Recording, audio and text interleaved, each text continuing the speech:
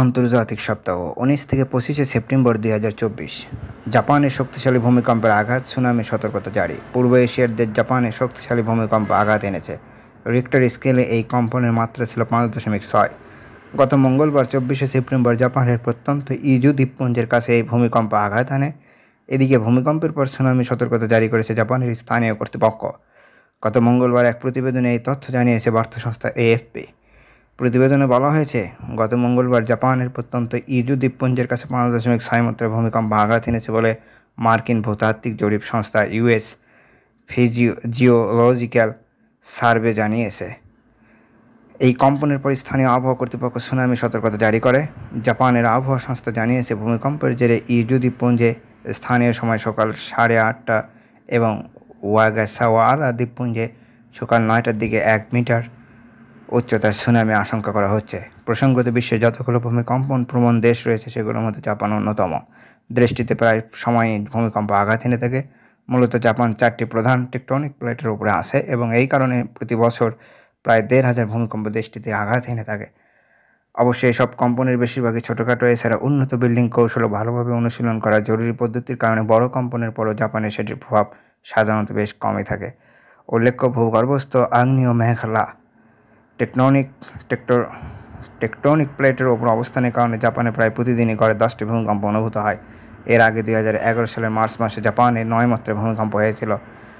ভয়াবহ সেই ভূমিকম্প ও তার ফলে সৃষ্ট সুনামিতে দেশটিতে মৃত্যু হয়েছিল প্রায় 18,500 মানুষের। নতুন গোয়েন্দা প্রধান নিয়োগ দিল পাকিস্তান। পাকিস্তানের সামরিক গোয়েন্দা সংস্থা ইন্টার সার্ভিস ইন্টেলিজেন্স আইএসআই এর প্রধান হিসেবে নিয়োগ পেয়েছেন লেফটেন্যান্ট জেনারেল আসিম মালিক। তিনি 30শে সেপ্টেম্বর নতুন দায়িত্ব গ্রহণ করবেন। লেফটেন্যান্ট জেনারেল নাজিম আঞ্জুমানি স্থলাভিষিক্ত হচ্ছেন সন্ত্রাস বিশেষজ্ঞ জেনারেল মালিক। বর্তমানে তিনি পাকিস্তান সেনাবাহিনীর রাওয়ালপিন্ডি সদর দপ্তরে অ্যাডজুটেন্ট জেনারেল হিসেবে কর্মরত রয়েছেন। গত সোমবার হঠাৎ করে লেফটেন্যান্ট জেনারেল নাজিম আঞ্জুমানির উত্তরসূরি হিসেবে লেফটেন্যান্ট জেনারেল মালিকের নাম ঘোষণা করা হয়। 1988 সালে পাকিস্তান সেনাবাহিনীতে যোগ দেওয়া লেফটেন্যান্ট জেনারেল মালিক অতীতে করাচির 5ম কোরের জিওসি ছিলেন। পাকিস্তান আধা সামরিক বাহিনী ফ্রন্টিয়ার কোরের ব্রিগেড কমান্ডার হিসেবে খাইবার পাখতুনখোয়ায় তেহরিকে তালেবান পাকিস্তানের বিদ্রোহীদের বিরুদ্ধে অভিযানে নেতৃত্ব দিয়েছেন তিনি। পাকিস্তান সেনাবাহিনীর ডিভিশন কমান্ডার হিসেবে বালুচিস্তানে বিচ্ছিন্নতাপন্থী গ্রুপগুলোর বিরুদ্ধে সামরিক অভিযানের দায়িত্ব পালনে দক্ষতার পরিচয় দেওয়ার প্রেক্ষাপটে 2021 সালে মেজর জেনারেল থেকে লেফটেন্যান্ট জেনারেল পদে উন্নীত করা হয় মালিককে। বালুচিস্তানের কোয়েটায় কমান্ড অ্যান্ড স্টাফ কলেজের প্রধান হিসেবেও কাজ করার অভিজ্ঞতা রয়েছে পাকিস্তান সেনাপ্রধান জেনারেল আসিম মনিরের ঘনিষ্ঠ হিসেবে পরিচিত এই অফিসারের। সাধারণত পাকিস্তান গুপ্তচর সংস্থার শীর্ষ পদে ভারতে গুপ্তচর ভিত্তিতে অভিজ্ঞ অফিসারদেরকে নিয়োগ করাই বিধি, কিন্তু লেফটেন্যান্ট জেনারেল মালিকের পরিচিতি বালুচ ও টিটিপি বিদ্রোহীদের দমনে। আসাদের সাথে বৈঠকের জন্য প্রস্তুত এরদোগান। তুরস্কের প্রেসিডেন্ট রেজেপ তাইয়েপ এরদোগান জানিয়েছেন তিনি সিরিয়ার প্রেসিডেন্ট বাশার আল আসাদের সঙ্গে বৈঠক করতে প্রস্তুত এবং আঙ্কারার অনুরোধের জবাবে দামেস্ক প্রতিক্রিয়া পেতে অপেক্ষা করছেন। গত শনিবার জাতিসংঘের সাধারণ পরিষদের অধিবেশনে যোগদানের জন্য যুক্তরাষ্ট্রের উদ্দেশ্যে রওনা হওয়ার আগে এক সংবাদ সম্মেলনে তিনি এই কথা জানান। এরদোগান এই সময় বলেন, তুরস্ক ও সিরিয়ার মধ্যে সম্পর্ক স্বাভাবিক করার জন্য আমরা ইতিমধ্যেই বাশার আল আসাদের সাথে বৈঠকের ইচ্ছা প্রকাশ করেছি। তুর্কি প্রেসিডেন্ট বলেন, আমরা সিরিয়ার জবাবের অপেক্ষায় আছি, আমরা আলোচনার জন্য প্রস্তুত আছি।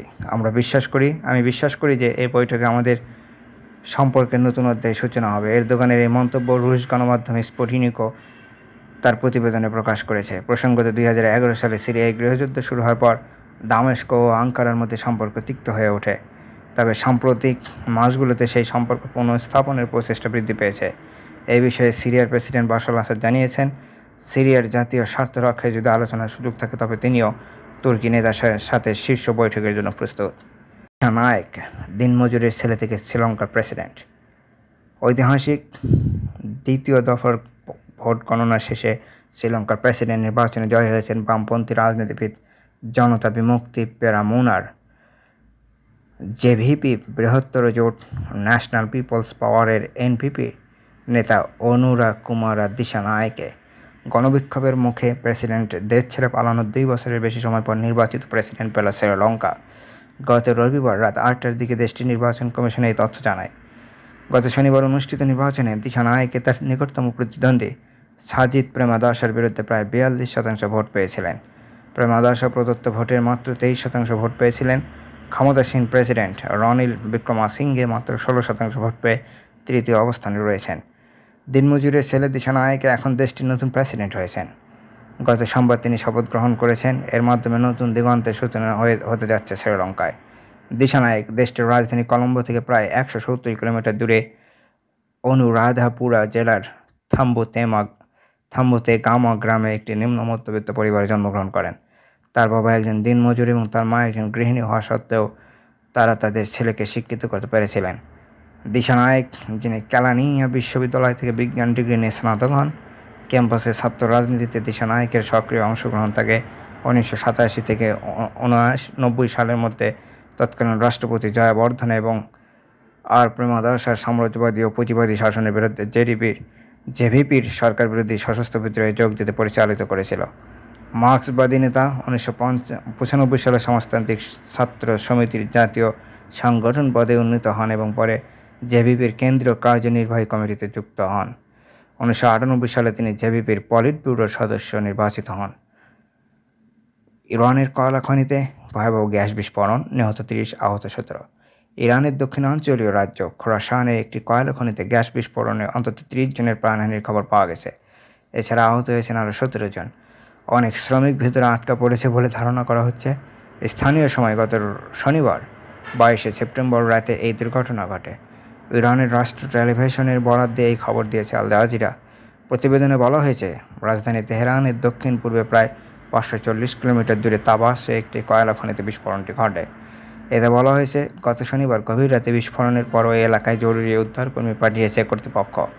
বিস্ফোরণের সময় সেখানে প্রায় 70 জন শ্রমিক কাজ করছিলেন। ইরানের রাষ্ট্রীয় টিভি জানিয়েছে, দেশটির মজুনজু কোম্পানি পরিচালিত ওই খনির বি এবং সি ব্লকে মিথেন গ্যাস বিস্ফোরণের এই দুর্ঘটনা ঘটে। ইরান তেল উৎপাদন সহ বিভিন্ন ধরনের খনিজ সম্পদে সমৃদ্ধ। মধ্যপ্রাচ্যের দেশটি বছরে প্রায় 3.5 মিলিয়ন টন কয়লার চাহিদা রয়েছে, যার মধ্যে প্রায় 1.8 মিলিয়ন টন কয়লা নিজেরা উত্তোলন করে। ইরানের খনি শিল্পে বিস্ফোরণের এটাই প্রথম ঘটনা নয়। 2013 সালে 2টি পৃথক খনির ঘটনায় 11 জন শ্রমিক নিহত হয়েছিল। 2009 সালে বেশ কয়েকটি ঘটনায় 20 জন শ্রমিক নিহত হয়। এছাড়া 2017 সালে কয়লা খনি বিস্ফোরণে কমপক্ষে 42 জন নিহত হয়েছিল।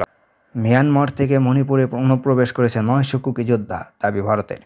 মণিপুরে জাতি হিংসার নেপথ্যে বড়সড় ভূমিকা রয়েছে মিয়ানমার থেকে অনুপ্রবেশকারী যোদ্ধাদের। দীর্ঘদিন ধরে আশঙ্কা করছিলেন ভারতের প্রতিরক্ষা বিশেষজ্ঞরা। এবার গোয়েন্দা সূত্রের খবর, মণিপুরে আবারও অশান্তির আগুন লাগাতে মিয়ানমার সীমান্ত পেরিয়ে মণিপুরে অনুপ্রবেশ করেছে 900 কুকি যোদ্ধা। চলতি মাসের শেষে বড়সড় হামলার ছক কষেছে তারা। গোয়েন্দা সূত্র বলছে, ইতিমধ্যে ওই 900 কুকি যোদ্ধা 30 জন করে দলে বিভক্ত হয়ে মণিপুরের বিভিন্ন প্রান্তে ছড়িয়ে পড়েছে। এরা প্রত্যেকেই রীতিমতো প্রশিক্ষণপ্রাপ্ত। ড্রোনের মাধ্যমে হামলা চালাতে অভ্যস্ত। জঙ্গলে যুদ্ধ চালানোর পদ্ধতিও তাদের নখদর্পণে।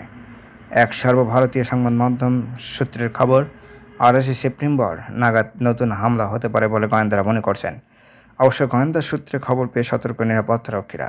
মণিপুরের নিরাপত্তার দায়িত্বে থাকা নিরাপত্তা উপদেষ্টা কুলদীপ সিং বলেছেন, যতক্ষণ আমরা নিশ্চিত হচ্ছি কোনো হামলা হবে না, ততক্ষণ পর্যন্ত গোয়েন্দা তথ্যকে 100% সত্যি ধরে নিয়ে প্রস্তুতি নেওয়া হচ্ছে। যদিও সেনাবাহিনীর তরফে এখনও মণিপুরবাসীকে সতর্ক করে এখনও কোনো বার্তা দেওয়া হয়নি বা ড্রোন ওড়ানোর নিষেধাজ্ঞাও জারি করা হয়নি।